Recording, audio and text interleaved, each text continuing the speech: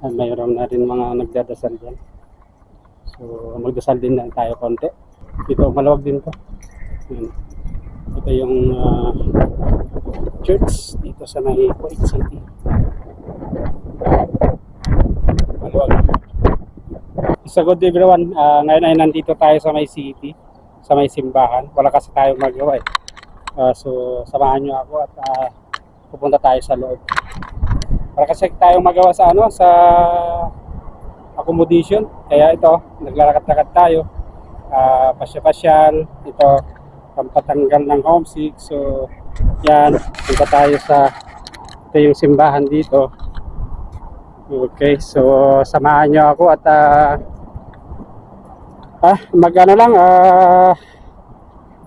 lakad-lakad, pampatanggal ng homesick, sabi ko na nga. Kasi nga, napaka-boring, naka-local pa rin kasi ako. At mga ilang linggo pa, so samahan nyo ako. Punta tayo sa loob at isang magandang pagpalang araw sa inyong lahat, mga kababayan, mga OFW. Ako pala si Ronnie, kasalukuyang OFW dito sa bansang Kuwait. So let's go. So andito na tayo at bukas na. So ayun. So papasok na tayo sa loob. Samahan niyo ako. At open naman. So daan lang tayo dito sa loob. At least mayroon na rin mga nagdadasal dyan. So magdasal din lang tayo konti. Tapos upo muna tayo. Dito malawag din to. Yun. Ito yung church dito sa may Kuwait City. Maluwag.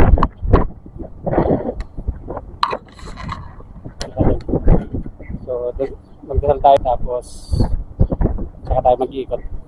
Okay, samahan niyo ako. So tignan natin kung bukas papasok tayo sa loob. Sana okay lang siya, open siya. Kasi kanina andito na ako, hindi pa naman ako umuwi. Kasi nga wala rin gagawin sa accommodation. Sabi nung gwardiya kanina kasi mag-alas 12 na sarado na. 3:30 bukas ulit. So actually, nagdasal na doon kanina, wala tayong magawa sa bahay. Subukan natin pumunta sa loob. Papasok tayo sa loob kung sana bukas. So, sana nga lang. Para sa makapasok sa loob kahit pa paano.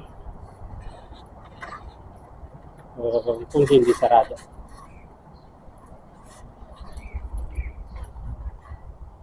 Pwede.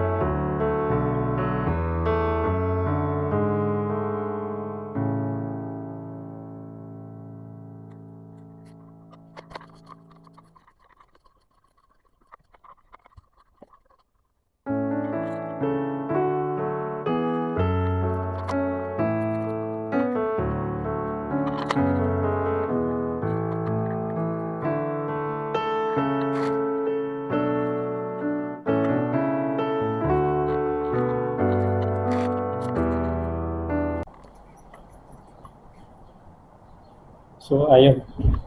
Tapos na buti bukas to. Tama lang. So, ay, uwian na naman.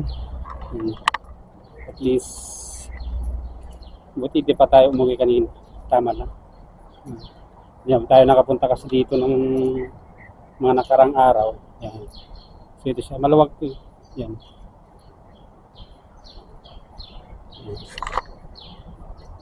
Yan po. Ikot yan. So, tambay muna tayo dito bago tayo uwi. At maraming salamat kahit pa paano.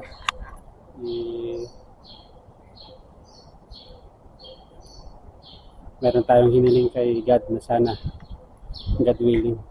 Maraming salamat. Sana matupad yung wish natin. Ayan. So, dito maluwag to. Dumadami mga tao. Yan. Saka yung iba to. Tampay muna tayo dito bago tayo uwi kasi wala rin tayo gagawin sa bahay. At least pumunta tayo. Yan, dumadami ng tao. So maraming salamat mga kababayan, mga OFW. Isa man ang buhay nyo. So at least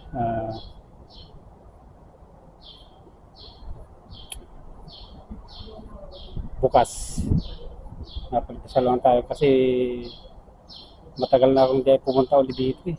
Hindi ko matanda kung kailan yung last ko na punta rito. So again, thank you God. Sana yung wish ko make it happen. Thank you. God is good. God is great. Lord, thank you for everything. Amen.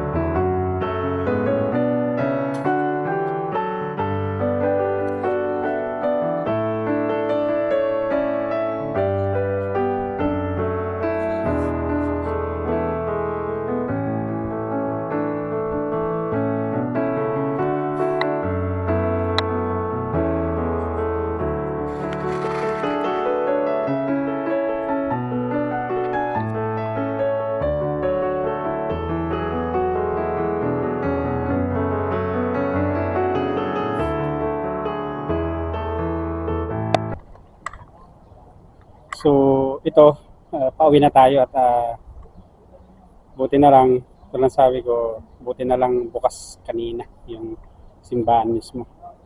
Pero marami din mga kababayan natin dito. Siguro katulad kong mga to na hindi nakapunta nung mahal na araw. Ito, tingnan natin. At pati mga ibang lahi din. Yan, ikotin natin. Mga yan, mga ibang lahi yung iba. So, siguro, yung tuloy sabi ko, hindi, wala rin sigurong time nung mga nakarang araw. So, paano? Uwi na rin tayo at wala.